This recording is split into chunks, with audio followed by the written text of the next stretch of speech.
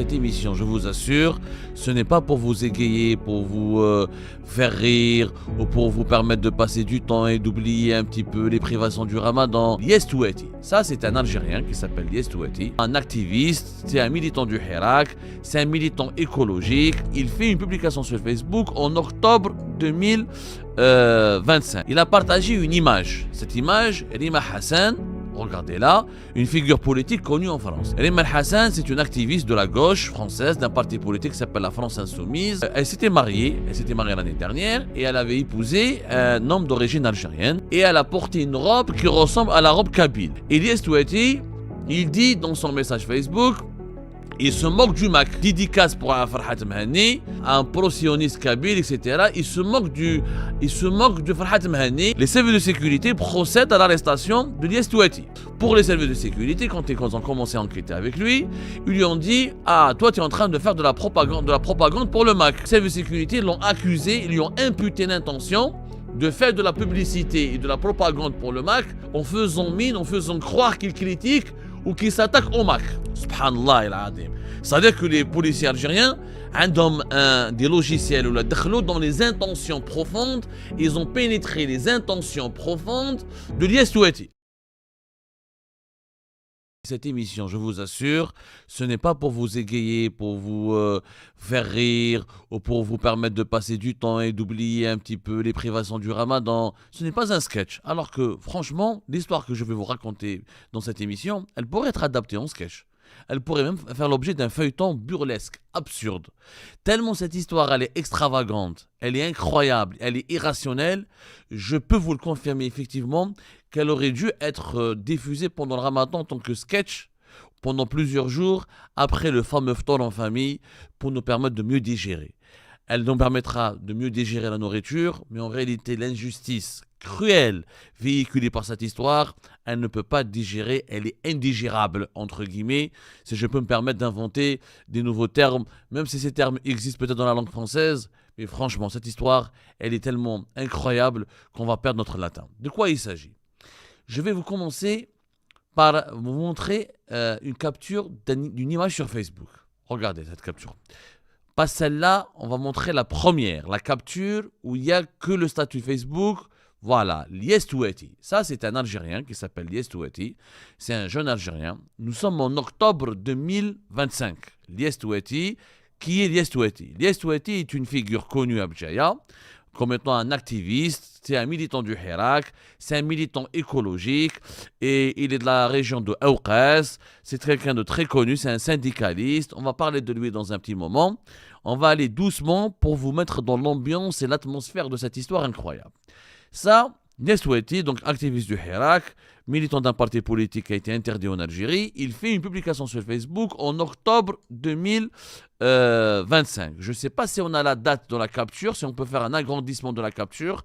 On va rester dans la première capture, l'équipe, la première capture, pour agrandir un petit peu la date. Normalement, c'était le 11 octobre 2025, si je ne me trompe pas. En tout cas, c'était en octobre 2025. Il a partagé une image. Cette image, Rima Hassan, regardez-là, une figure politique connue en France. Les Algériens de France ou les Algériens francophones ou les Algériens qui s'intéressent à l'actualité française connaissent cette personne. Elle s'appelle Rima Hassan. Rima Hassan, c'est une activiste de la gauche française d'un parti politique qui s'appelle la France Insoumise. Et elle est très connue dans le monde francophone et en Europe parce qu'elle était députée européenne et elle est l'une des plus grandes militantes de la cause palestinienne. Elle a organisé des flottilles pour contester et débloquer le blocus israélien sur Gaza. Elle fait des rassemblements à Paris, à Bruxelles, dans pas mal de capitales européennes. Et elle est très critiquée par les médias de droite ou d'extrême droite en France pour cet engagement pro-palestinien. Et elle est très médiatisée en France. Rima Hassan, elle s'était mariée l'année dernière et elle avait épousé un homme d'origine algérienne. Et elle a porté une robe qui ressemble à la robe kabyle. En réalité, nous avons demandé à ses proches, ce n'est pas une robe kabyle, c'est une robe palestinienne traditionnelle qui ressemble énormément à la robe kabyle. Mais beaucoup de Kabyles algériens, quand ils ont vu que Rima Hassan a partagé sur Facebook cette photo-là, ils ont pensé que Rima Hassan voulait rendre hommage à la Kabylie et qu'elle aurait épousé un Algérien d'origine kabyle. Pour ses fiançailles ou pour ses épousailles, elle aurait donc porté la robe kabyle. En réalité, c'est une robe palestinienne. Mais c'est pas grave, c'est un détail. Ilyes Touati, il dit dans son message Facebook, il se moque du Mac. Il a publié cette photo, il s'est moqué du Mac, il dit voilà, c'est écrit, je ne sais pas si on peut voir l'image de façon très... on va essayer, de toute façon vous allez la voir à l'écran, la phrase stéréo, il dédicace pour Farhat Mhani, voilà, dédicace pour Farhat Mhani, un pro-sioniste kabyle, etc. Il se moque de Farhat Mhani. Pourquoi? Parce que Farhat Mhani est un pro-sioniste, voilà. Voilà, le message de Ilyes Touati est très clair. C'était le 11 octobre. Dédicace au pro-sioniste kabyle Farhat. Très clair. L'image, elle est claire. Il se fout de... Il se fout, voilà, pardonnez-moi pour le terme. Hein. Il se moque de Farhat Mhani, etc. Farhat Mhani, donc, qui reconnaît l'État d'Israël, qui flirte avec les lobbies israéliens, qui est parti en Israël au moins une ou deux fois à plusieurs reprises, qui, lors de la déclaration unilatérale de l'indépendance de la Kabylie, il a invité les députés israéliens, qui se fait interviewer par la presse israélienne, et qui est très proche du courant de l'extrême droite israélienne, et qui ne cesse de glorifier et de bombarder d'éloges et de louanges l'État d'Israël en dépit des crimes commis contre la population palestinienne. Donc Ilyes Touati, à ce moment-là, quand il a publié cette publication, vous l'avez tous compris, normalement, même un enfant qui est à l'école primaire ou quelqu'un qui est au collège peut comprendre que Ilyes Touati est en train de se moquer, de critiquer et de dénoncer le Mac. C'est ce qu'il, c'est clairement expliqué. Normalement, il n'y a pas de doute là-dessus. Alors, le 11 octobre, il passe. Le 14 décembre 2025, c'est-à-dire pratiquement 2 mois. 2 mois après cette publication sur Facebook. Les services de sécurité procèdent à l'arrestation de Ilyes Touati. Ilyes Touati, je rappelle, c'est un cadre du Parti Socialiste des Travailleurs, le PST, c'est un parti de la gauche algérienne. En Algérie, on connaît au niveau de la gauche que le Parti des Travailleurs. Le Parti des Travailleurs de Louis Hannoun, c'est le plus connu, mais ce n'est pas le seul parti de la gauche algérienne. Il y a le PST qui est beaucoup moins connu, qui est interdit depuis pratiquement janvier 2022. Les autorités algériennes, à l'époque du régime Tebboune, ont décidé de l'arrêter. C'est un militant politique très connu qui fait déjà l'objet de plusieurs pressions judiciaires. Il a été plusieurs fois interpellé, son passeport lui a été confisqué. Il a été notamment condamné dans une première affaire en octobre 2025 à la prison ferme et sans mandat de dépôt. Le tribunal de Bdjaïa avait condamné à 6 mois de prison ferme suite à des activités militantes et des publications sur les réseaux sociaux et interprétées par les autorités comme une opposition à la politique actuelle du régime Tebboune. Donc Ilyes Touati, je pense que vous allez le voir, peut-être les gens ne le connaissent pas. Si on peut voir ses photos défiler à l'écran, le voilà.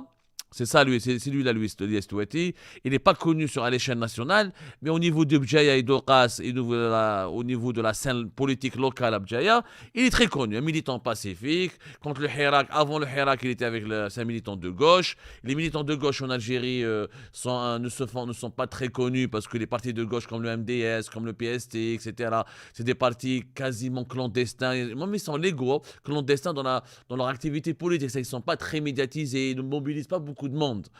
Même s'ils ont une base militante dans les grandes villes, notamment en Kabylie, etc., ou dans le nord du pays, ils ont une base militante importante, mais qui reste beaucoup moins importante par rapport à la base militante des partis islamistes, des partis conservateurs ou des partis nationalistes. Bon, donc nous sommes le 14 décembre 2025. On revient à l'histoire. Il est arrêté par les services de sécurité et qu'ils vont le placer en garde à vue.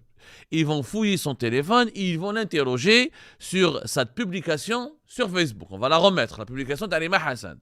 Et pour les services de sécurité, à Bdjaïa, ils n'ont pas compris. D'abord, ils n'ont pas reconnu Arima Hassan. Ils n'ont pas compris le sens de la blague ou de la moquerie de Ilyes Touati.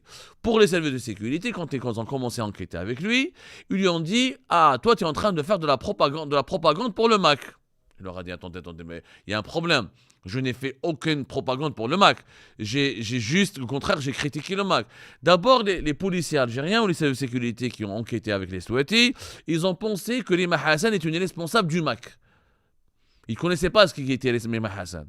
Alors qu'ils sont des policiers. En fait, quand on est policier, quand on est enquêteur des services de sécurité, que ce soit la gendarmerie ou la police, normalement, tu fais une recherche sur Internet, qu'il y a des outils sur Google, et tu as l'identité de Lima Hassan. Donc, ils ne savaient pas. Ils ont pensé que Lima Hassan est une responsable du MAC, et que l'IS Touati, donc, voulait rendre hommage au MAC, ou voulait propager les idées du MAC, ou voulait flirter avec le MAC, et c'est pour ça qu'il a mis la photo de Lima Hassan. Donc déjà, incroyable séquence d'incompréhension et d'une ignorance extraordinaire. Par la suite, ils lui ont dit, ok, elle est palestinienne, il leur a expliqué que c'est une palestinienne, anti-israélienne, anti-sioniste, etc., etc. Il les a convaincus.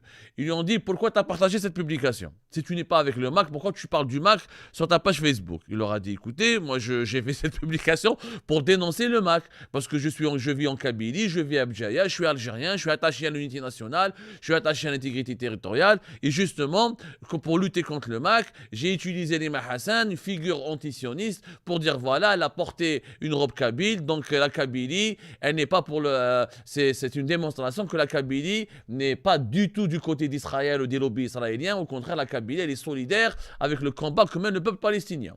Sauf que les policiers algériens n'ont pas été convaincus. Non. Non, c'est pas du tout ça c'est pas comme ça qu'on perçoit nous ta publication. Pour les policiers et les services de sécurité, cette publication ironique, en réalité, même si elle est intitulée Dédicace à Farhad Mhenni, le pro-sioniste kabyle, pour eux, cette dérision, elle était déplacée, elle était mal placée, et donc ils l'ont accusé de faire, d'avoir délibérément fait de la publicité pour le MAC. En réalité, le service de sécurité l'ont accusé, ils lui ont imputé l'intention de faire de la publicité et de la propagande pour le MAC en faisant mine, en faisant croire qu'il critique ou qu'il s'attaque au MAC. Subhanallah il-Adim. C'est-à-dire que les policiers algériens ont des logiciels où dans les intentions profondes, ils ont pénétré les intentions profondes de l'IS Touati. Ah non, toi, ton intention, c'était pas de blaguer, c'était pas de te moquer du MAC, c'était pas de dénoncer le MAC, non. Tu voulais propager les idées du MAC. Et tu voulais faire de la publicité au MAC et tu voulais défendre le MAC indirectement. Et pour tromper les services de sécurité, pour tromper notre vigilance, tu as fait cette publication. Il a été placé dans ton garde à vue et le 16 décembre 2025, il a été présenté devant un tribunal, des juges du tribunal de Bdjaïa qui ont décidé de l'incarcérer, de le placer sous mandat de dépôt. Il va rester sous mandat de dépôt, il va rester emprisonné pendant 59 jours. 59 jours. Alors, nous avons quelqu'un qui a été emprisonné en Algérie pour s'être moqué du MAC. Et les services de sécurité, avec donc la complicité des juges, puisqu'ils l'ont placé sous mandat de dépôt, ils ont considéré que ce monsieur, cette moquerie, cette critique, n'était pas contre le MAC, au contraire, elle était favorable au MAC. C'est-à-dire que quelqu'un qui critique le MAC, même quand tu critiques le MAC, tu peux aller en prison en Algérie. Donc on lui a imputé l'intention de faire de la propagande et de faire de la promotion de ce mouvement séparatiste classé comme terroriste depuis mai 2021. Pendant 59 jours, donc, il y a une pétition qui a circulé. Il y a des médias internationaux, notamment des médias de la gauche internationale. Voilà, ça, vous avez sa pétition pour la libération du militant socialiste l'IS Touati. Cette pétition elle a reçu énormément de soutien. Il y a eu 1500 signatures. Beaucoup de militants à l'étranger, de gauche, etc. et d'étrangers même se sont solidarisés avec l'IS Touati. En Algérie, il y a eu quelques centaines quand même, au moins 700 signatures à l'échelle locale. En Algérie, ils ont signé cette pétition. Des blogueurs, moi-même j'avais parlé du cas de l'IS Touati auparavant, nous avons même consacré une émission. Donc on a été très nombreux parce qu'on a été tous choqués par cette histoire. Un gars qui a été emprisonné à tort, qui a été emprisonné juste parce qu'il s'est moqué du MAC. Dans un pays qui s'appelle l'Algérie, qui a criminalisé le MAC et qui a classé le MAC comme mouvement terroriste. Donc c'est-à-dire parce que je fais de la prison parce que j'ai critiqué un mouvement séparatiste et considéré comme terroriste par le même pouvoir judiciaire qui m'a placé en détention. C'est quand même de la folie. des appels à sa libération, etc. Avant le verdict, le 12 février, il y avait son procès. Au départ, comme l'ont montré au départ, le procureur de la République a décidé à réclamer à son encontre 3 années de prison ferme. Lorsque le procès il a eu lieu fin du mois de janvier, début du mois de février 2026, il a failli écoper, c'est quand même incroyable, il a failli écoper de 3 années de prison ferme. 3 années de prison ferme. Malgré la mobilisation, malgré les explications, il a été incarcéré à la prison de Oued Ghir pendant 59 jours. Quand le procès a commencé, c'était le 5 février 2026. Voilà. Les charges criminelles de terrorisme ont été abandonnées. C'est-à-dire, on lui a dit, voilà, finalement, tu ne peux pas être incriminé au nom de l'article 87 bis, tu ne fais pas partie du MAC. Ils ont fini par comprendre, après plus de 50 jours de prison, qu'il n'était pas du MAC, qu'il était un détracteur du MAC et un contradicteur du MAC qui voulait juste dénoncer le MAC. Donc, il fallait 50 jours pour leur expliquer l'évidence. C'est une évidence. C'est-à-dire, ce qu'une enquête préliminaire d'un postier ou d'un simple chambêtre, la garde communale, d'un petit policier de proximité aurait pu comprendre et aurait pu avoir les indices et les preuves que l'Estouati n'a rien à voir, n'a aucun lien avec le MAC. Strictement aucun lien. Au moins, la justice algérienne, au tribunal de Bjaïa, on a mis plus de 50 jours. Donc, on a abandonné les charges criminelles pour terrorisme et le procureur de la République a quand même réclamé quand même 3 années de prison ferme. Pourquoi? Personne n'a compris. 3 années de prison ferme, il estime que voilà, c'est un délit d'opinion, il n'aurait pas dû parler du MAC, il n'aurait pas dû faire de la publicité au MAC, il n'aurait pas dû... C'est quand même incroyable, tout simplement incroyable cette histoire. Incroyable. C'était le 5 février 2026. Tout le monde a craigné le pire pour l'Estouati, mais tout le monde craignait le pire. Quand on a vu 3 années de prison ferme, moi je me suis dit, ils vont pas le libérer, ils vont lui donner un an de prison ferme, ou là, ils vont le maintenir en détention. Et après, par la suite, ils vont certainement le libérer quand il y aura un procès en appel ou je sais pas quoi. Il faudra attendre au moins plusieurs mois. En tout cas, tout le monde craignait et redoutait le pire. Je dis bien que tout le monde craignait et redoutait le pire. Nous avons consacré une émission le 3 février 2026. C'était au début du mois de février, juste à la veille de son procès. C'était pour le soutenir. Il était effectivement au départ inculpé au nom de l'article 87 bis alinéa 12. Tout simplement, c'est-à-dire que soutien et promotion des idées ou du projet d'un mouvement classé comme terroriste par les autorités algériennes, alors qu'il a publié qu'un message sur Facebook pour s'en moquer du MAC. Heureusement, délivrance le 12 mai 2026, le 12 février 2026, etc. Pardonnez-moi, le 12 février 2026, il a été acquitté. Le tribunal de Bjaïa a prononcé l'acquittement et la libération de l'Estouati. Et le 13 février 2026, il a été officiellement libéré de la prison de Oued Ghir après 59 jours de détention, juste pour une blague et pour une moquerie et pour une critique adressée au mouvement pour l'autodétermination de la Kabylie qui est pourtant combattu, diabolisé et criminalisé par les autorités algériennes. Et ben voilà, c'est la fin de cette vidéo. Je vous remercie toutes et tous, comme d'habitude, pour avoir suivi la vidéo jusqu'à la fin. N'oubliez pas de nous laisser vos commentaires et vos réactions sur le sujet de cette vidéo et de partager le contenu si ça vous intéresse. Et je tiens toujours à remercier nos abonnés et les personnes qui réagissent de façon régulière sur nos vidéos et qui nous suivent et qui nous laissent des commentaires. Donc merci beaucoup pour votre dynamisme et pour votre sens de partage et de discussion. Donc voilà, sans vous, ce contenu n'a pas vraiment de valeur sans cette communauté qui ne cesse de s'accroître. Donc merci beaucoup et à la prochaine dans une nouvelle vidéo. Au revoir.